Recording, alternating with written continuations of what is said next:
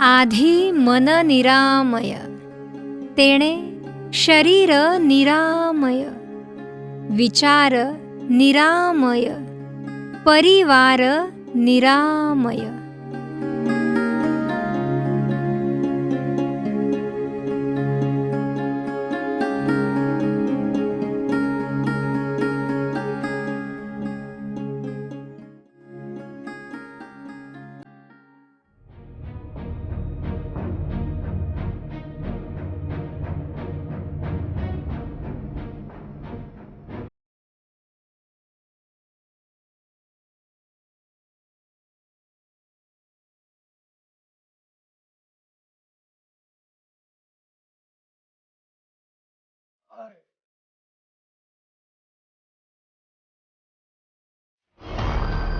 का रे राजेश, अरे असा चेहरा का पडला तुझा आणि घामेजला किती आहेस? अहो बाबा रेग्युलर चेकअप केलं होतं. मग मला वाटलं माझी शुगर 100 ते 150च्या मध्ये येईल. मग 350 आलीये.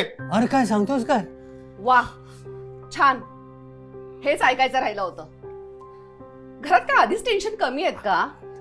मला माझ्या ऑफिसचं टेन्शन आहे आणि तुझ्या नोकरीचं टेन्शन असतंच, आणि त्यात हे ऍडिशनल शुगर. अगं पण मी हे काय मुद्दाम केलंय का? छे, तू कुठे काय मुद्दाम करतो? सगळं आपोआप घडत असतं. 5 वर्षांमध्ये 8 नोकऱ्या आपोआपच घडल्यात. हे बघ, मी माझी कामं नीटच करत होतो.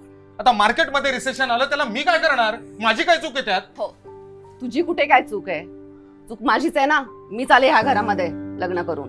हे बघ, तू ना काही उगाच आता विषय बस, भांडायला- बस. तुमचं नेहमीच सुरू झालं आता. अरे तुझी शुगर वाढली ना राजा, तू जरा शांत हो. अहो, कशाला शांत हो बाबा? हा? ही बघा नाही, काही कारण काढून भांडायला सुरुवात करते. माझी काय चूक आहे त्यात? त्याचं काय माहिती का, तुम्ही एकमेकांचं ऐकत नाही आणि तुझ्या या अस्थिर स्वभावामुळे कमी वयात डायबेटीस, बीपी असे रोग झालेले आहेत. समजलं? अरे आमच्याकडे बघ, मला कुठल्याही प्रकारचा आजार नाही बघ. त्याचं कारण आम्ही अक्षरशः समाधानाने जगलो.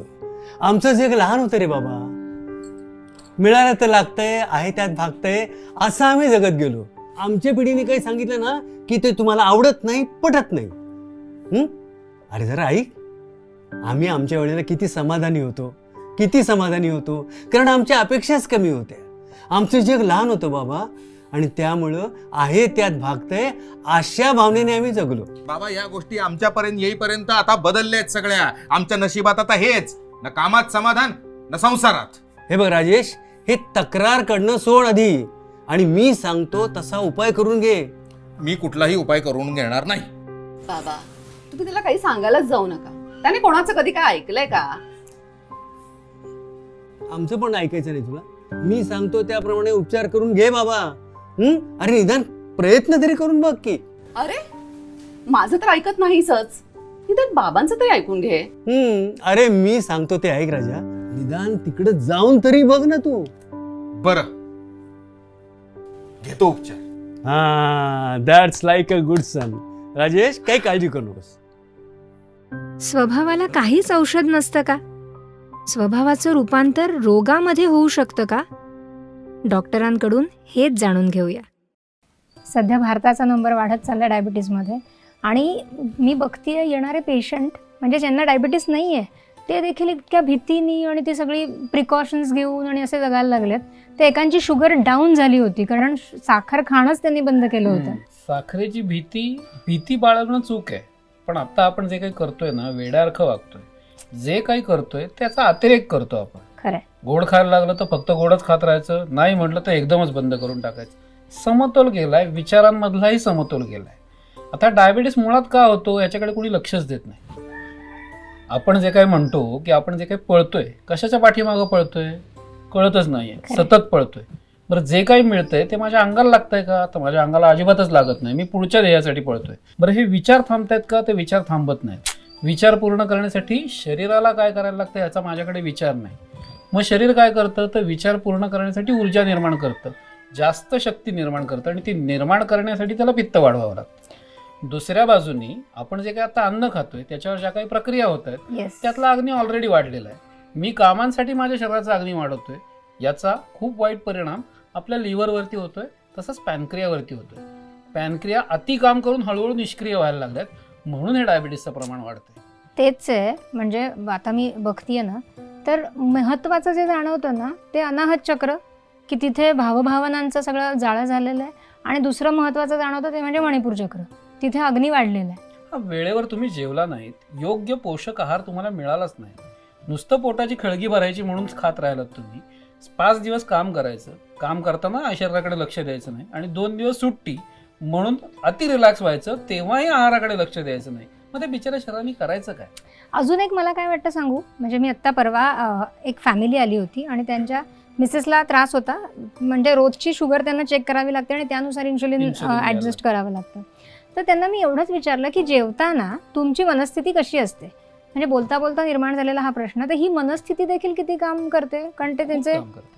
ते मिस्टर म्हणाले की ही सतत चिडचिड करत असते, मुलांना सांगत असते मोबाईल बघू नको, हे करू नको, ते करू नको, आणि त्याच्यामुळे त्या अस्वस्थ असतात सतत. ही अस्वस्थता पण येते ना.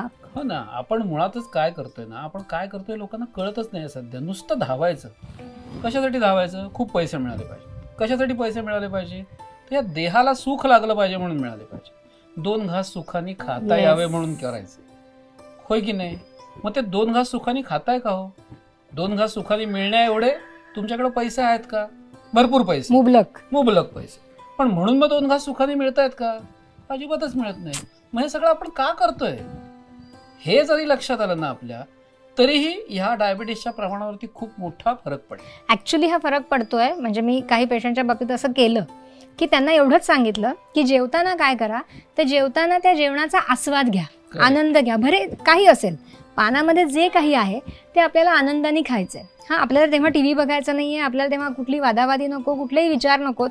हा, आपल्याला काय करायचं, आपल्याला मस्तपैकी ते जेवायचंय आणि छान जेवायचं. रुचकर ऍक्च्युली आहे असं म्हणून जेवायचं आहे. कसं आहे ना, जसं तू सांगितलंस त्यांना की तुम्ही जेवताना त्याचं रुचकरता, त्याची रुचिरा घ्या. म्हणजेच काय, तर समाधानी असा. आपण मगाचपासून जसं म्हणतोय, माणूस धावतोय, त्याला मिळतंय का, तर त्याला गरजेपेक्षा जास्त मिळतंय, पण तो कायम असमाधानी आहे, अतृप्त आहे. त्याला अजून काहीतरी हवंय, त्याला अजून काहीतरी हवं. हे काय करतं, तर स्वतःमधला क्रोध वाढवतं. हा क्रोध कमी व्हायला हवाय, हा अग्नी कमी व्हायला हवाय. याच्यासाठी उत्तम उपाय म्हणजे काय, स्वयंपूर्णकडे आलं तर आपण ते करूच, पण त्याचं त्यांनी दिवसातनं साधारण 5-10 मिनिटं, सकाळी, दुपारी, संध्याकाळी आणि रात्री झोपताना 5 ते 10 मिनिटं डीप ब्रिदिंग जरी केलं ना, तरीही त्याची चित्त आणि वृत्ती शांत व्हायला मदत होईल. आणि ही शांत झाली की क्रोध, राग, पित्त आपोआप शांत व्हायला मदत होईल. आणि जसं तू त्या पेशंटला सांगितलंस की शांत चित्ताने जे काही तुम्ही जेवणार आहात ते शांत चित्ताने जेवा. जेवणाच्या ताटावर बसण्याआधी 1 मिनिटभर डीप ब्रिदिंग करा. त्यांनी काय होतं, त्यांचं मन शांत व्हायला मदत होते. मन शांत झालं की जे काही तुमच्या समोर आहे त्याचा आस्वाद तुम्हाला घेता येतो. ह्या 2 उपायांनी सुद्धा अनेक रोगांपासून लोक हल्ली दूर राहू शकतात. नाही, खरं आहे. तुम्ही जसं म्हणता तसं की समाधान, ऍक्च्युली समाधान मिळालं तर सगळ्याचीच तृप्ती होते. म्हणजे जे आपण वारंवार म्हणतो की जो काही विचार आपण करतो त्या विचाराप्रमाणे तीच सूचना प्रत्येक पेशीला जाते आणि प्रत्येक पेशी तेच वागते. शिवाय मनामध्ये ती भीती, सततची चिडचिड, चिंता, काळजी, वेगवेगळी जी एन्झाईम्स निर्माण होतात ती जाणार कुठे. आणि पॅनक्रिया हे तर महत्वाचंच आहे ना, अतिशय महत्वाचं. सो त्याच्यामुळे त्या सगळ्याचा परिणाम त्याच्यावरती होतो. आणि मग ते तर सगळ्याचं माहेरघर आहे. डायबिटीस सुरू झालं की सगळं सुरू. आणि आता काय केलं होतंय की आता इथून पुढे प्रॉब्लेम येणार, हे जे काही धारणा होतीये माणसाची, जी काय आतापर्यंत त्याला सामाजिक संस्कार असं म्हणू शकतो, की जो काही आता प्रगत शास्त्राने करून ठेवलंय की डायबिटीस झाला की तो बराच होत नाही, तो आयुष्यभराचा सोबती, त्याला मित्र माना, हे चुकीचं आहे 100%. किती पेशंट आपल्याकडे बरे झालेले आहेत, पण अजून हे पटायला हवंय. आणि त्याच्यासाठी मुळातच ही ऊर्जा कळायला हवी. करेक्ट. की विचारांची ऊर्जा तुम्ही साठवता आणि त्याच्यामुळे तो ऑर्गन्सवरती त्याचा ताण येतो आणि म्हणून ते ऑर्गन वेड्यासारखे वागतात. कुठलाही आजार निर्माण होतो तर का होतो निर्माण, कारण तो ऑर्गन काम करू शकत नाहीये. हेच मी त्यांना सांगण्याचा प्रयत्न केला की ऑर्गन काम करू शकत नाही कारण त्याच्यावरती काहीतरी गोष्टी साठवतात, प्रेशर आहे. बरोबर, साठवू नका, करायला लागेल तो, त्याला काहीच प्रॉब्लेम नाही. आणि सिन्सिअरली जे ट्रीटमेंट घेतात त्यांच्यामध्ये ते रिझल्ट दिसतात. त्यांच्या ओळखीच्याच एकांनी त्यांना सांगितले आणि म्हणूनच ते आले होते आणि त्यांना पण खूप चांगला फरक पडतोय. सो खूप छान आहे. नंतर अनुवंशिक, म्हणजे मी तुमचंच उदाहरण सांगितलं त्यांना की यांच्या पण आईंना डायबिटीस होता, पण या 3ही भावंडांना डायबिटीस आजपर्यंत नाही. अपूर्ण राहिलेल्या इच्छा आणि अतृप्त मन हे देखील डायबिटीसचं महत्त्वाचं कारण आहे, कारण त्यातूनच तर तो दुःख, तो खेद आणि तो होणारा त्रागा हा जन्माला येतो.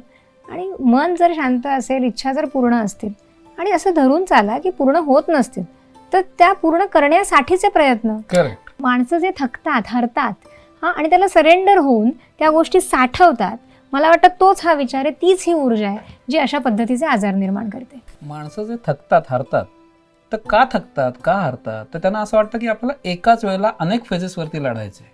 ते बायफर्गेट नाही करत.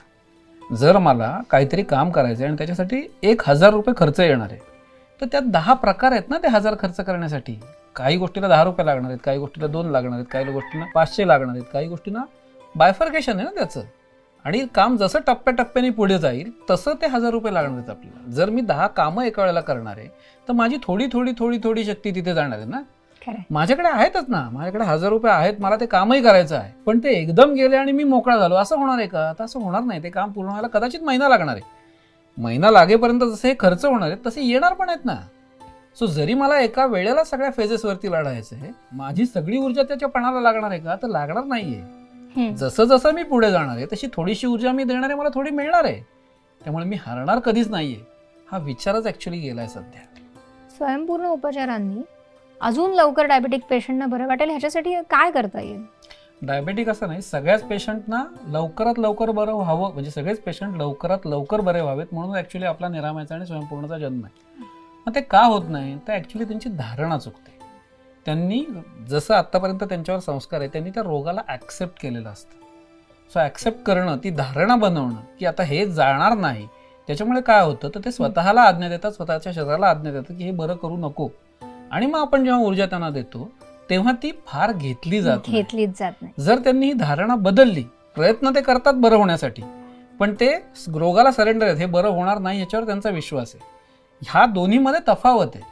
कोणताही रोग जेव्हा माणसाला होतो तेव्हा तो बरा झालाच पाहिजे ही जर त्यांनी धारणा ठेवली तर तो खूपच फास्ट बरा होऊ शकतो. त्याच्यामुळे स्वयंपूर्णकडे येताना त्यांनी थोडासा बदल करणं अपेक्षित आहे की कुठेही नाही होत पण इथे नक्की होणार आहे आणि मी बरा होणार आहे. सो मी बरा होणार आहे हे काय करतंय तर दिलेली ऊर्जा तो 100% स्वीकारेल आणि खूप फास्ट बरा होईल. खरंच आहे. म्हणूनच आपण म्हणतो तसं की जसा विचार असतो तशी ऊर्जा निर्माण होते आणि जशी ऊर्जा निर्माण होते तसे त्याचे परिणाम दिसून येतात. सो निश्चितपणे मला असं वाटतं की हेच काम अजून आपल्याला लोकांपर्यंत पोहोचवलं पाहिजे. त्यांना कळलं पाहिजे की डायबिटीस सारखे आजार बरे होऊ शकतात, कोणतेही आजार बरे होऊ शकतात. खरंय. नमस्कार, मी रेश्मा निफाडकर, मी डोंबिवलीला राहते. ॲक्च्युली माझी आई खूप आजारी होती, 10 वर्षापासून खूप आजारी होती आणि तिने असंच टी व्हीवरती निरामयबद्दल बघितलं आणि मग ती म्हणायला लागली की आता माझे खूप उपचार चालू झाले, म्हणजे त्याने मी हैराण झाले. तर माझी आई म्हणाली मला हा उपचार करून बघायचाच आहे. तर मग मी म्हटलं चल आपण जाऊया. मग आम्ही दोघी दादरला गेलो आणि मग ते आम्ही सगळं तिचा फॉर्म भरला पहिला. तर तिने 15 दिवसच घेतली ट्रीटमेंट. तर 15 दिवसात तिला खूप फरक पडायला लागला. मग ती मलाही म्हणायला लागली की मलाही डायबिटीसचा खूप आजार आहे. तर माझा पण 350 असा डायबिटीस असायचा नेहमी, तो पण खाली यायचा नाही. आणि कधी पण कुठे पण फंक्शनला गेलं की हे खायचं नाही ते खायचं नाही. मला भात खायला आवडतो, मासे खायला आवडतात, पण मला ह्या सगळ्या म्हणजे सगळ्या खाण्यावरच सगळी बंधनं आली. तर माझ्या आईला खूप बरं वाटलं. पहिलं मी गेले तेव्हा मला आधी त्यांच्या त्या ट्रीटमेंटवरती विश्वासच बसत नव्हता की हे असं काही करून काय होऊ शकतं का. पण तरीसुद्धा आई म्हणाली मला खूपच बरं वाटलं. तर मग मी विचार केला की मग घेऊयाच. आणि मग ती बोलली की घेतलंस तर तू मनापासून कर. तर मग मी खूप मनापासून केलं आणि 15 दिवसात मलाही खूप फरक पडला. माझ्या नेहमी डायबिटीसमुळे पायाला सूज असायची, हाताला सूज असायची. तर मला खूप त्याच्यामुळे खूप बरं वाटलं. आणि आता माझा हळूहळू 350 वरून 200 वरती आला, 200 वरून 100 वरती पण आला. पण असं 130, 136, 140 असा नॉर्मल डायबिटीस असतो. ह्यामुळे मला निरामयचे खूपच आभार मानायचे की त्यांनी खूप म्हणजे छान ट्रीटमेंट असून त्यांची काही औषधं न घेता ह्या सगळ्या आजारांवरती जो उपचार मिळतो त्यामुळे मला खूप बरं वाटलं आणि यासाठी धन्यवाद. सध्या आपल्याकडे सगळे असूनही आपण सुखी नाही. सुख म्हणजे काय तर सुख म्हणजे आनंद. तो आपण कायम बाहेर शोधतोय, तो मिळवण्याचा प्रयत्न करतोय आणि त्याच्यासाठी आपण धावतोय. म्हणजेच काय, तर आपण जे काही मिळवण्याचा प्रयत्न करतोय ती आपली कामना किंवा वासना ती कधीच शांत होत नाही. शास्त्र असं म्हणतं की कामनेतूनच हे षड्रिपू निर्माण होतात. म्हणजेच काय, कामना जेव्हा पूर्ण होते किंवा होत नाही त्यातून क्रोध निर्माण होतो. काम, क्रोध, मोह, लोभ, मद आणि मत्सर. माझी कामना पूर्ण होत नाही, माझ्यामध्ये क्रोध निर्माण होतो. माझी कामना पूर्ण व्हायला लागली की माझा लोभ वाढायला लागतो. लोभ वाढायला लागला की मोह वाढायला लागतो. मोह वाढायला लागला की माझ्यामध्ये मद येतो आणि मद आला की सगळ्या सृष्टीचा मी मत्सर करायला लागतो. हेच सगळ्या दुःखाचं मूळ आहे असं शास्त्र म्हणतं. आता हे षड्रिपू काय करतात? षड्रिपू म्हणजे काय? आपण जे काही बोललो त्या आपल्या माणसाच्या वेगवेगळ्या भावना आहेत. आपलं आरोग्यशास्त्र किंवा आयुर्वेद असं म्हणतो की आपल्याला होणारा प्रत्येक रोग हा आपल्या मनामुळे होतो. प्रत्येक रोग हा सायकोसोमॅटिकच आहे. म्हणजे काय, तर जी काही भावना तुमच्यामध्ये निर्माण होते ती पूर्ण झाली तर उत्तम. शब्द किंवा विचार हा आपली ऊर्जा घेऊन निर्माण होतो. जेव्हा ते काम पूर्ण होतं, जेव्हा तो शब्द पूर्णत्वाला जातो तेव्हा ती ऊर्जा रिलीज होते, मुक्त होते. जर ते पूर्ण झालं नाही तर ती साठून राहते आणि साठलेली ऊर्जा काय करते तर आपल्यामध्ये व्यंग, रोग निर्माण करते. आता काय झालंय, आपण सतत पळतोय, त्या सुखाच्या मागे धावतोय. त्याच्यामुळे प्रत्येकजण हा आत्मकेंद्रित झालाय. पूर्वीचं बघितलं तर साधारण 100-150 वर्षापूर्वी आपला समाज हा एक होता, आपलं कुटुंब हे एक होतं. पण आता तसं उरलं नाही. आता या सुखाच्या शोधाच्या पाठीमागे मी एकटा सुखी होणार हा जो काही भाव जन्माला येतोय हा काय करतोय तर हा आत्मकेंद्रीकरण करतोय. आणि म्हणजेच काय, तर इतरांकडे माझं दुर्लक्ष होतं, मी माझ्या सुखाच्या मागे धावतो. त्यात मी माझं कुटुंब विसरतो, समाज विसरतो आणि जे काय आहे ते साठवत राहतो, ते मुक्त होतच नाही कधी. आणि अल्टिमेटली काय होतं तर ह्याचाच माझ्या आरोग्यावरती, सामाजिक आरोग्य, मानसिक आरोग्य आणि शारीरिक आरोग्य या सगळ्याचवरती परिणाम होतो. मग आता याला उपाय काय, तर ह्याला उपाय म्हणजे आपण आपल्या भावनांचा आदर करणं. जर आपण नीट बघितलं तर आपण जेव्हा पहिला श्वास या पृथ्वीवरती घेतला तेव्हापासून आपलं शरीर हे अथक काम करतंय. हृदय आईच्या पोटात असताना धडधडायला लागलंय, ते आपण शेवटचा श्वास घेतो तेव्हा थांबतं. जर मला आज 100 रुपये मिळत आहेत आणि मला 200 रुपये हवेत, मला प्रगती करायची, मग मी काम सोडून चालेल का? तर हा प्रश्नच पडता कामा नये. 200 रुपये हवेत, प्रगती करायचे हे नक्की आहे. पण जेव्हा मला 100 रुपये मिळत आहेत त्यात माझं जे काही भागतंय त्याचा मला आनंद झाला पाहिजे. तसंच भगवद्गीतेत भगवान श्रीकृष्ण असं म्हणतात, कर्मण्येवाधिकार असते मा फलेषु कदाचन. हा श्लोक सगळ्यांना माहिती आहे. याचा अर्थ काय, काम करत राहा आणि फळाची अपेक्षा धरू नका असं सांगितलं जातं. म्हणजे काय, मी कुठेतरी नोकरीला राहतो आणि मला पगार देऊ नका. आता नोकरीचं फळ काय तर पगार, तर त्याची अपेक्षा धरू नका असा त्याचा अर्थ आहे का? असा त्याचा अर्थ अजिबात नाही. त्याचा अर्थ असा आहे की तुम्ही तुमचं काम हे 100% करा, त्याचं फळ हे तुम्हाला मिळणारच आहे. हे 100% मिळणार आहे. जर तुम्ही तुमचं 100% दिलं आणि ते तुम्हाला यश मिळवण्याच्या पेक्षाही थोडं कमी पडलं तर भगवान असं म्हणतात की ते जे काही कमी पडते ते मी तुला देतो, त्याच्यामुळे यश तुझ्या पदरात पडेल. पण तू जर तुझं 100% दिलं नाहीस तर तुझ्या पदरात अपयशच आहे. म्हणजेच काय, तू यश किंवा अपयशाच्या भानगडीत पडू नको, ते तुला मिळणारच आहे. तू काम मात्र 100% देऊन कर. तर या फळाच्या अपेक्षेतूनच हे रिपू निर्माण होतात. आता रिपू म्हणजे काय, जसं आपण म्हटलं मगाशी की आपण जे काही काम करतो, जो काही विचार करतो, जो काही उच्चार करतो, त्याला आपलं पुरातन शास्त्र असं म्हणतं की त्याला स्वतःची ऊर्जा आहे. आपलं हे जे काही शरीर आहे हे शरीर चालवण्यासाठी चैतन्याची गरज आहे. आणि हे चैतन्य आपल्या शरीराला वेगवेगळ्या माध्यमातून, पंचतत्वातनं मिळावं म्हणून आपल्या शरीरावरती प्राणमय कोशामध्ये चक्रांची व्यवस्था आहे. आता हे जे काही आपण चुकीचं साठवतो त्याचं प्रेशर, त्याचा लोड ह्या चक्रांवरती येतो आणि ते पूर्णपणे काम करू शकत नाहीत. त्यातूनच हे रोग, दोष निर्माण होतात. स्वयंपूर्ण उपचारांच्या माध्यमातून आपण हाच प्राणमय कोश क्लीन करतो, स्वच्छ करतो. त्याच्यामुळे आलेले कोणतेही दोष हे मुळापासून काढणं शक्य होतं. तुला खरं सांगू का, मला आतून एवढी काळजी वाटत होती ना तुझी. एक तर तुला गोड आवडतं आणि ह्या शुगरमुळे तुला गोड खाता येणार नाही. म्हटलं आता कसं होणार आहे आणि काय होणार आहे. नाही पण बरं झालं मी बाबांचं ऐकलं आणि त्या उपचार पद्धतीला गेलो. हो अगं कधी कुठल्या औषधाने येणार नाही इतका लवकर गुण त्या उपचार पद्धतीने आलाय मला. खरंच. मी काय म्हणतेय, आपण आता इथून पुढे ना आहे त्यामध्ये समाधानी राहायचं. No tension. खरंय.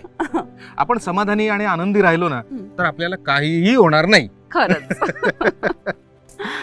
पण ना निरामयमुळे खरोखर आपल्या आयुष्यात आता गोडवा आलाय. हो ना. हो. मानवी मनाच्या आत दडलेले 6 शत्रू म्हणजे षड्रिपू. बाहेरच्या शत्रूंशी लढणं सोपं, पण ह्या आतल्या शत्रूंशी लढण्यासाठी मनाची ताकद हवी. त्यासाठी मनबुद्धीची कातरी वापरायला आपल्याला संतांनी सांगितलंय. सत्सत विवेक बुद्धी जागरूक ठेवून विचार निवडणं आणि त्याच्यावरती चालणं म्हणजेच ह्या षड्रिपूंचं दमन. आपल्याला मन दिलेलं आहे आणि हे मनच आपल्याला सतत भ्रमित करत असतं. खरं तर हीच आपली परीक्षा आहे की आपल्या मनावर ताबा असणं. बऱ्याचदा जर बघितलं तर हे मन आपल्यावर ताबा मिळवतं आणि ते जसं आपल्याला घेऊन जातं तसे आपण त्याच्या मागे जात राहतो. आपली फरफट होत राहते. अंतर्मनापर्यंत पोहोचण्यासाठी ह्या मनावरती ताबा मिळवणं म्हणजेच षड्रिपूंचं दमन. त्यांना हरवणं, त्यांच्यावर विजय मिळवणं. कुठलीही गोष्ट करताना आपलं मन आपल्याला घाबरवतं, भीती निर्माण करतं, शंका घेतं आणि या सगळ्यातून जेव्हा तुम्ही स्वतःवर विश्वास ठेवून ती गोष्ट करू शकता तेव्हाच तुम्हाला विजय मिळतो. अंतर्मन ज्याला म्हटलंय म्हणजे काय तर आपला हा आतला प्रवास. बऱ्याचदा आपण म्हणतो की इंट्युशन, आतून वाटलं, मला आधीच वाटलं होतं. हे काय आहे तर ही अंतर्मनातून येणारा हा आवाज आहे. आपण निसर्गाशी जोडलेले आहोत आणि जितके तुम्ही स्वच्छ आणि शुद्ध तितका तो आतला आवाज हा तुमच्यापर्यंत पोहोचत असतो आणि तुमच्याकडनं चुका घडत नाहीत. जेव्हा आपण लहान असतो, निष्पाप असतो, परमेश्वराचं रूप म्हटलं जातं, त्यावेळेला आपलं मन स्वच्छ आणि शुद्ध असतं. पण जसे आपण मोठे होत जातो, त्याच्यावरती संस्कार होत जातात, तसं मनातली ही साठवणूक सुरू होते आणि ह्या साठवणुकीतूनच हे रिपू जन्माला येतात.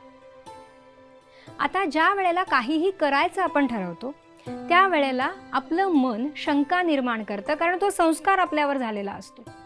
मग होईल का, जमेल का, तिथे ती व्यक्ती भेटेल का, त्यांनी काम नाही केलं तर, ते नाही घडलं तर, मग पैसे वाया जातील का, आणि एवढं सगळं करून अपयश पदरी पडलं तर.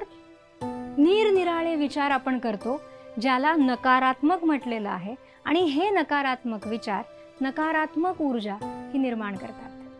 आता अंतर्मन हे जर सजग असेल तर आपण त्याला सांगू शकतो की हा विचार बाजूला ठेव आणि आपण ज्या कामासाठी चाललोय त्या कामाचा विचार आपण करू आणि आपण आपलं बेस्ट देऊ. पण मन हे इतक्या निरनिराळ्या गोष्टींनी आपण भरून टाकतो, भूतकाळात घडलेल्या निरनिराळ्या वाईट घटनांनी आपण भरून टाकतो आणि त्यामुळे ते अंतर्मन काही बोलूच शकत नाही किंवा त्याचा शब्द, त्याचा आवाज आपल्यापर्यंत पोहोचतच नाही. पुन्हा एकदा यातूनच निर्माण होतात शारीरिक आणि मानसिक व्याधी. स्वयंपूर्ण उपचारांमध्ये हेच आपण सगळं स्वच्छ करत असतो जे आपण साठवलंय. पण आम्ही कायम म्हणतो की आत्तापर्यंत साठवल्याची स्वच्छता ही स्वयंपूर्ण उपचार करेल, पण नवीन साठवू नका आणि त्यासाठी विचार बदलणं हे अत्यंत गरजेचं आहे. माणूस आहे म्हटल्यानंतर चुका ह्या होणारच, पण प्रत्येक चुकीतून जर आपण शिकत गेलो तरच प्रगती साध्य होईल. आणि म्हणून काही चूक झाली, काही अपयश पदरी पडलं तर डगमगू नका. अपयश ही यशाची पहिली पायरी आहे. आपल्याला माहिती आहे पण ते जगायचं कसं हे समजत नाही. प्रत्येक अपयश आपल्याला शिकवायला येतं. प्रत्येक अपयश आपल्याला सांगतं की आपण कुठे कमी पडलो, तेवढंच शोधायचं आहे. अपयशामध्ये काही गोष्टी साध्य झालेल्या असतात आणि काहीतरी असाध्य राहिलेलं असतं ज्यामुळे आपण अपयशी झालेलो असतो. जे आपण साध्य करू शकलो ते आपल्याला जमलं, आपल्याला कळलं, पण त्यातला जो भाग आपल्याला साध्य करता आला नाही तो आपल्याला कळला नव्हता, तो अभ्यास आपला कमी पडला होता. तेवढाच अभ्यास जरी आपण परत केला तरी आपण यशापर्यंत पोहोचू शकतो. आणि म्हणूनच प्रत्येक अपयशाचं सोनं करा, त्यातून चांगलं शिका, स्वतःला प्रगल्भ आणि प्रगत करा. आपल्याकडे एक म्हण आहे, निंदकाचे घर असावे शेजारी. आता निंदकाचे घर कशाला शेजारी असावं? येता जाता निंदा करायला? तर त्याचा अर्थ तसा नाहीये. कधीही बघा, आपण स्वतःतले दोष शोधतो का? नाही, जगाचे दोष शोधतो. कोण कसं वागतं, कोणाचं काय चुकतं हे लगेच तुम्ही सांगू शकता, पण मी काय चुकते? नाही. आत्मपरीक्षण आपण कधीच करत नाही. आपण केवळ मी कशी चांगली, माझं कसं योग्य, मी किती करते, वगैरे वगैरे वगैरे, त्या मीच्या वलयामध्ये आपण अडकून पडलेलो असतो. मग हाच जर निंदक माझ्या शेजारी आला तर तो येता जाता निंदा करेल माझी. चांगली गोष्ट आहे ना. म्हणजे काय, तर तो मला सांगेल की माझ्यामध्ये काय कमतरता आहेत, आणि त्यांनी मला ती कमतरता दाखवल्यानंतर मी ती ओव्हरकम करीन, मी ती भरून काढीन. म्हणजे काय होईल, तर माझ्यातला तो एक दोष कमी होईल. आता तो निंदकच आहे, तो काही सोडणार नाही, तो अजून दोष शोधेल. शोधू दे ना, तो अजून दोष दाखवेल आपल्याला. आपण तो पुन्हा एकदा त्यामध्ये देखील स्वतःमध्ये डेव्हलपमेंट करू. असं करत करत जर आपण पुढचा प्रवास केला तर आपल्यातले दोष हे कमी होत जातील. आणि म्हणूनच म्हटलंय की निंदकाचे घर असावे शेजारी. आता हा जो प्रवास आहे, षड्रिपूंवर विजय मिळवण्याचा प्रवास, हा साधारणपासून सुरू होणार आहे आणि तो पुढे अगदी संतांपर्यंत पोहोचतो. आता ह्या शब्दातली गंमत जर बघितलीत तर षड रिपू, 6 शत्रू. आता ह्या 6 शत्रूंना, ह्या 6 जो धारण करतो तो साधारण. आता ह्याला धारण केलं, आता काय करायचंय, सगळ्यात पहिले त्याला एक्सेप्ट करा, त्याला मान्य करा, कारण त्याच्याशिवाय बदल करताच येत नाही. मग ह्या 6 मान्य केलं, तो झाला सामान्य. 6 मान्य केल्यानंतर त्यांना धाकात ठेवणारा, त्यांच्यावर वर्चस्व गाजवणारा म्हणजे ह्या 6 धाकात ठेवणारा साधक, म्हणजे साधक व्हा. साधक झाल्यानंतर काय करा, तर ह्या 6 शत्रूंना अधू करा, त्याच्यावरती प्रभुत्व मिळवा, म्हणजे काय व्हा, तर साधू व्हा. आणि मग त्यानंतर काय करा, तर या 6चा अंत करा, म्हणजे संत व्हा. संत पदापर्यंत जाण्याचा हा प्रवास असाच आहे. आणि कदाचित आज आपण साधारण आहोत, पण हा प्रवास प्रत्येक मानवाला शक्य आहे. या सगळ्याचं मूळ म्हणजे आसक्ती, वासना. यातूनच निर्माण होतात हे 6 रिपू. आणि यावर जर आपल्याला विजय मिळवता आला तर या 6वरही विजय मिळवणं अतिशय सोपं आहे. ज्ञानेश्वर माऊलींनी संपूर्ण विश्वाला आशीर्वाद दिलाय, जो जे वांछिल तो ते लाहो. जो जी इच्छा प्रकट करेल, जो जे मागेल ते त्याला मिळो, ते त्याला मिळणारच आहे. फक्त हे समजून घेण्याची गरज आहे. जी गोष्ट आपल्याला हवी आहे, ज्याच्या मागे आपण सतत पळतोय, त्याचा विचार, त्याची इच्छा सतत मनामध्ये ठेवली तरच ती गोष्ट मिळते. हेच माऊलींना आपल्याला सांगायचं होतं की तो विचार करा, तो दृढ ठेवा, परमेश्वर तुमची इच्छा पूर्ण करतो. जेव्हा विश्वाचे आर्त माझ्या मनी प्रकटले असं ते म्हणाले, त्यांनी इच्छा व्यक्त केली संजीवन समाधी घेण्याची. अनेकांना ते हवे होते, त्यांनी समाधीवस्थेत जावं हे अनेकांना नको होतं, कारण त्यांचा सहवास हवासा वाटत होता. पण त्यांची मनापासून मागितलेली ही इच्छा स्वतः विठ्ठलाने येऊन पूर्ण केली. ही अंतिम इच्छा म्हणू आपण की सगळ्यांच्या कल्याणासाठी इथेच राहावं आणि जनकल्याणाचं काम करावं हे त्यांनी मागितलं. संजीवन समाधी, 5 तत्वांचं विलिनीकरण हे अनेकांनी याची देही याची डोळा बघितलं. हे पृथ्वी तत्व हे जलामध्ये विलीन झालं, हे जलतत्व अग्नीमध्ये विलीन झालं, अग्नी हा वायूमध्ये विलीन झाला आणि वायू आकाशरूप होऊन गेले. जड देह सूक्ष्मापर्यंत गेला आणि सूक्ष्म रूपाने आजही ते संजीवन आहेत. या उक्तीचा अर्थ काय? तर हाच, तुम्ही जो विचार करता तो विश्व प्रदक्षिणा करून तुमच्यापर्यंत येतो आणि या प्रदक्षिणेमध्ये त्याच पद्धतीची ऊर्जा बरोबर घेऊन येतो आणि मग तो फलद्रूप होतो. आता आपल्याला काय हवंय? आपण सामान्य माणसं, आपल्याला हवंय सुख, आनंद, आरोग्य. योग्य गती मिळाली तरच तुम्ही सुखापर्यंत लवकर पोहोचू शकता. आणि मनावर काम करणं अत्यंत गरजेचं आहे. त्यासाठी ध्यान मार्ग हा अतिशय उपयुक्त ठरतो. ध्यानातून त्या सुखाची प्राप्ती करण्यासाठी प्रयत्न करूया.